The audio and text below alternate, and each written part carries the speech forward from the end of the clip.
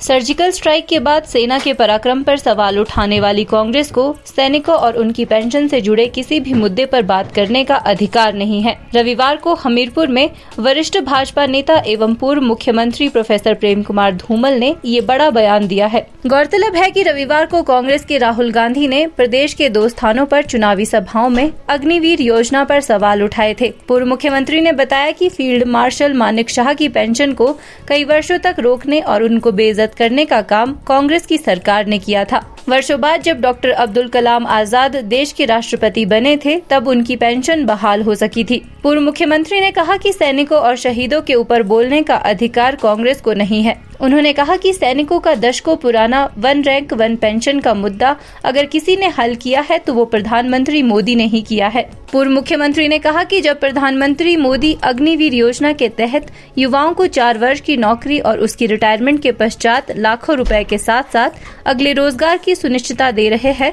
तो कांग्रेस को उसमें आपत्ति है। लेकिन खुद पढ़ाई पूरी करने के बाद ग्रेजुएट और पोस्ट ग्रेजुएट युवाओं को 1 वर्ष की नौकरी देने की हिमायत करते फिर रहे हैं। धूमल ने कहा कि चीन से राजीव फाउंडेशन के लिए पैसा लेने वाली कांग्रेस अक्सर दुनिया को दिखाने के लिए चीन की आलोचना करती रहती है, लेकिन राहुल गांधी का चाइना प्रेम बार बार उनके मुंह पर आ जाता है। उन्होंने कहा कि हम सब सनातनी हैं और इस बात को मानते हैं कि कर्म ईश्वर की प्रेरणा से ही होता है और जो भी अच्छा काम हमसे होता है उसका श्रेय हम ईश्वर को देते हैं। लेकिन राहुल गांधी इस बात को नहीं समझ सकते, क्योंकि वो तो सनातन को मिटाने की घोषणा करने वालों का साथ देते हैं। पूर्व मुख्यमंत्री ने कहा कि मनरेगा योजना धरातल पर सबको लाभ अच्छे से मिल सके और इस योजना का लाभ लेने से कोई न छूटे, इसके लिए बढ़े हुए बजट का प्रावधान प्रधानमंत्री मोदी ने किया। देश के 80 करोड़ लोगों को मुफ्त में अनाज प्रधानमंत्री मोदी ने दिया है और यही नहीं, देश की 3 करोड़ महिलाओं को लखपति दीदी बनाने की योजना का संकल्प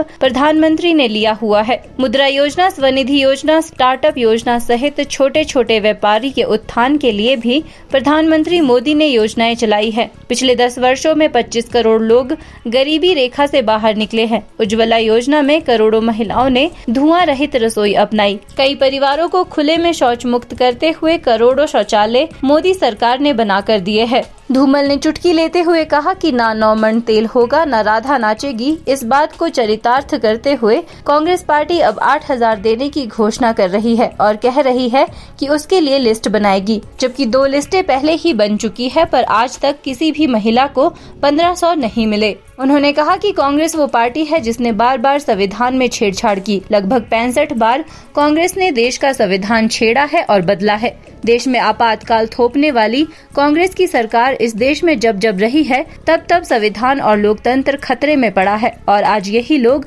लोकतंत्र को बदलने की दुहाई दे रहे हैं। उन्होंने कहा कि आज ये बात खुद राहुल गांधी ने भरे मंच से मानी है कि उनकी पार्टी के नेता भ्रष्ट है, उनकी पार्टी भ्रष्ट है और जो लोग उनके भ्रष्ट एजेंडे को, देश विरोधी ताकतों का साथ देने वाले एजेंडे को अच्छा नहीं समझते, वो उनकी पार्टी को छोड़कर भारतीय जनता पार्टी में सम्मिलित हो रहे हैं। पूर्व मुख्यमंत्री ने कहा कि हिमाचल प्रदेश की जनता समझदार है और वो सोच समझकर वर्षों बाद देश को मिले मजबूत और ताकतवर नेतृत्व को मजबूत करने के लिए ही मताधिकार का उपयोग करेगी और तीसरी बार मोदी सरकार बनाने में सहयोग करेगी। हिमाचल न्यूज़ 24/7 के लिए हमीरपुर से मीनाक्षी सोनी की रिपोर्ट।